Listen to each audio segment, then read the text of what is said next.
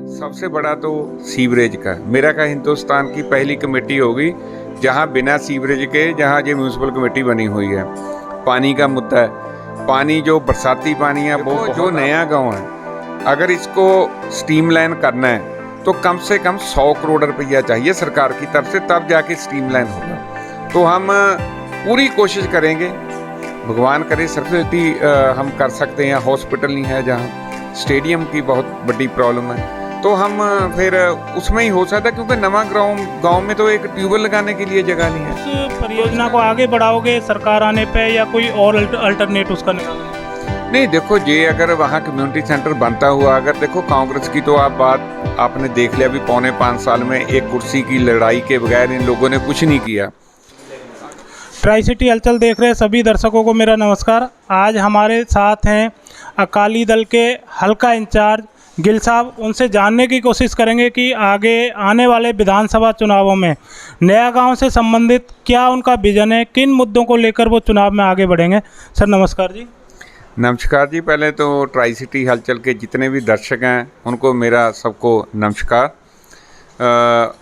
आपने जो बोला भी नए गांव के मुद्दे क्या हैं, तो ये बदकिस्मती है भी चंडीगढ़ की हमारी बाउंड्री कॉमन है, लेकिन फैसिलिटी हमें, मेरा ख्याल शायद पंजाब के किसी गांव में भी इससे ज़्यादा अच्छी फैसिलिटी होगी जो नवा गांव में वो भी नहीं है।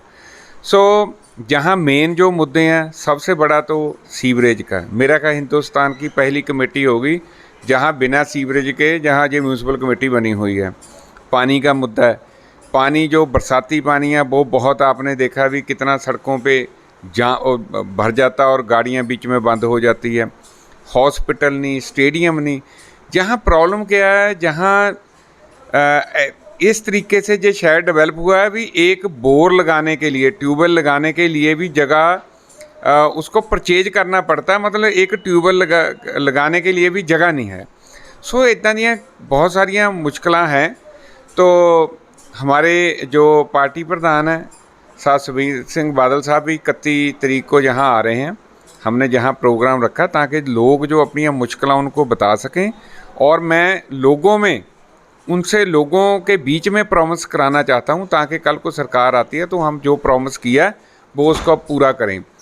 ऐसे ही कांसल पिंड है, उसकी अलग प्रॉब्लम है। देखो, एक हाई कोर्ट ने ऑर्डर कर दिए थे पूरा डिमोलिश कर दो, वो प्रॉब्लम है। चलो अभी स्टे हुआ, आगे क्या होता है वो भी हमने कमिटमेंट लेनी है भी। अगर कोई कल को असेंबली में कानून पास करना पड़ता है तो वो भी इनको प्रॉमिस करके जाओ।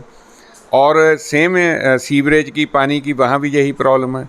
सो जो ये मुद्दे हैं, अगर सरकार आती है तो हम प्रायोरिटी बेस पे इसको हल करवाएंगे। सर पीछे बादल साहब की सरकार थी, उस टाइम पे यहाँ पे सीवरेज ट्रीटमेंट प्लांट का नींव पत्थर रखा था और सरकार की तरफ से कुछ पैसा भी आया, लेकिन अभी तक वो लोगों को परेशानी आ रही है। तो क्या आपकी अगर आगे सरकार आती है तो उस पर आगे कार्रवाई की जाएगी? देखो, बादल साहब ने तो पैसा भेज दिया तो वापस गया। कारण क्या था भी, जो जगह सीवरेज ट्रीटमेंट प्लांट को रखी हुई थी वहाँ पे लोगों ने अपने उसारी कर ली, तो केस कोर्ट में चले गया। जब कोर्ट में चले गया तो पैसा, इतनी देर कुछ टाइम होता हो, पैसा वापस चले गया।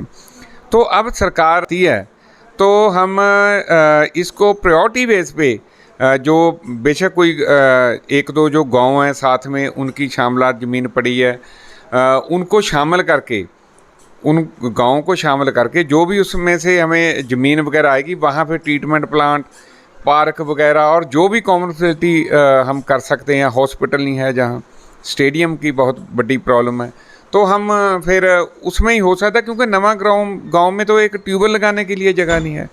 तो इसका कोई ना कोई हम हल निकालेंगे, सरकार आने पे ज़रूर इसका हल निकालेंगे। पीछे जब नगर परिषद के चुनाव थे तो सांसद जी द्वारा एक नींव पत्थर रखा गया था यहाँ कम्युनिटी सेंटर का। आज उसको 1 साल लगभग 9 दिन के करीब हो गया है, अभी तक वहाँ पे कोई कार्रवाई नहीं हुई है। तो क्या आप उस परियोजना को आगे बढ़ाओगे सरकार आने पे, या कोई और अल्टरनेट उसका निकालोगे? नहीं, देखो ये अगर वहाँ कम्युनिटी सेंटर बनता हुआ, अगर देखो कांग्रेस की तो आप बात आपने देख लिया, अभी पौने 5 साल में एक कुर्सी की लड़ाई के बगैर इन लोगों ने कुछ नहीं किया। अगर वो चुनाव नेड़े थे, नज़दीक होने के कारण उसने नींव पत्थर रख दिया होगा। अगर उसमें कुछ हुआ नहीं तो ये भी गलत बात है भी, ऐसे नींव पत्थर रखने का क्या फ़ायदा। पर हम लोग जो लोगों से वादा करेंगे वो उसको पूरा करेंगे। फिर एक कांग्रेस का आरोप है कि यहाँ नगर परिषद में जो लोकल है वो अकालियों की कमेटी है, और जो कांग्रेस वाले ये कहते हैं कि हमारी तरफ से जो पैसा भेजा जा रहा है उसको अकाली सही ढंग से लगा नहीं रहे हैं। मैं कैमरे के सामने बोल रहा हूँ, उनको ये पूछो भी कि नए पैसे की ग्रांट दी। पैसा तो जहाँ जो कमेटी का ही कुछ इकट्ठा होता वही लग रहा है। सरकार ने तो कहीं हमारे हल्के में ग्रांट नहीं दी, हमारी खरड़ भी पड़ता है, कुराली पड़ता है, ये भी पड़ता है, एक नया पैसा ग्रांट नहीं दी सरकार ने। तो ये तो जहाँ का जो इनकम इस कमेटी के उसके साथ ही हम काम चला रहे हैं। पर सरकार आने पे हम देखो, जो नया गांव है अगर इसको स्ट्रीमलाइन करना है तो कम से कम 100 करोड़ रुपया चाहिए सरकार की तरफ से, तब जाके स्ट्रीमलाइन होगा। तो हम पूरी कोशिश करेंगे, भगवान करे सरकार आ जाए तो इसको स्ट्रीमलाइन करके छोड़ेंगे। सर, एक जनता कॉलोनी की रोड का मुद्दा है, वहाँ पीछे कंग साहब आए थे, उन्होंने मीडिया के सामने ही बोला था कि हम अपने पैसे से या अपनी जेब से इसको बनवा रहे थे, और अकाली दल के लोगों ने शिकायत करके इसको रुकवा दिया। शायद आप तक ये बात पहुंची होगी, उन्होंने खुल के बोला था। तो आप क्या कहना चाहोगे इस मामले में? देखो, ऐसी घटिया दर्जे की राजनीति नहीं करनी चाहिए, क्योंकि हम लोगों ने तो वहाँ वो जगह हैगी चंडीगढ़ प्रशासन की, तो हमने क्या बोला था भी जो टाइलें, क्योंकि वहाँ बजट तो पास नहीं हो सकता, तो हमने क्या भी चलो ऐसे करते हैं, लोगों को दिक्कत है, हम जहाँ से जो टाइल अच्छी निकल रही थी वहाँ हमने उसको सटवा दिया था। जो लेबर का पैसा लगना था वो हमने सोचा भी हम लगा देंगे अपने पास से, चलो लोगों को फैसिलिटी हो जाएगी। लेकिन हमारे कांग्रेस वाले भाइयों ने क्या करा भी वहाँ पे 2 ट्रक मिट्टी के सटवा के साथ ही साथ प्रशासन को फ़ोन कर दिया। वो जो हमारी टाइल रखी हुई थी, बनाना था क्या था, जो हमने रखी थी उसको भी उठा के ले गए। तो एक बात गुरत्यान भाई जी जो साढ़े सर्कल प्रधान जी हैं, इन्होंने बोली थी भी मैं अपने दोनों बच्चे लेके मैं गुरुद्वारे साहब जाता हूँ, जहाँ अपने कंग साहब गुरुद्वारा साहब आ जाएं, दोनों बच्चे लेके, जो जो जो गलत होगा वो हम सौं खाने को तैयार हैं। सो यह भी, ये तो गलत ब्लेम लगाते हैं। ये ऐसी राजनीति मेरा ख्याल नहीं करनी चाहिए, क्योंकि देखो लोगों की जिसमें भलाई है उसको सबको साथ में इकट्ठा होना चाहिए। आज अगर मेरे कांग्रेस वाले भाई कुछ करना चाहते हैं, उसमें नवे गाँव का फ़ायदा होता, नए गाँव का, तो सबसे पहले मैं साथ हूँगा उनके, क्योंकि हमारा मकसद ही एक है भी लोगों को फैसिलिटी देना, शहर की डेवलपमेंट करना।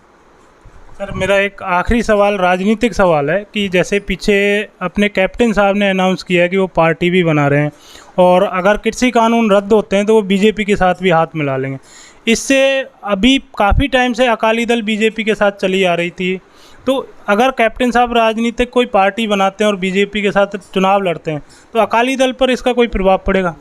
नहीं, देखो लोग आजकल लोग सब जागरूक हैं, सोशल मीडिया का ज़माना है, तो 4.5 साल में तो कैप्टन साहब ने कुछ किया नहीं है।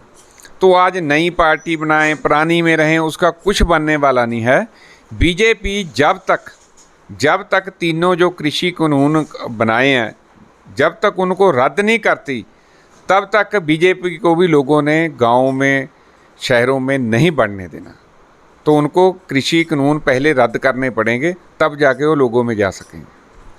आप देख सकते हो कि गिल साहब की तरफ से जो भी नया गांव के मुद्दे उन पर खुल कर के जवाब दिए गए थे। आप देखते रहिए ट्राई सिटी हलचल। धन्यवाद।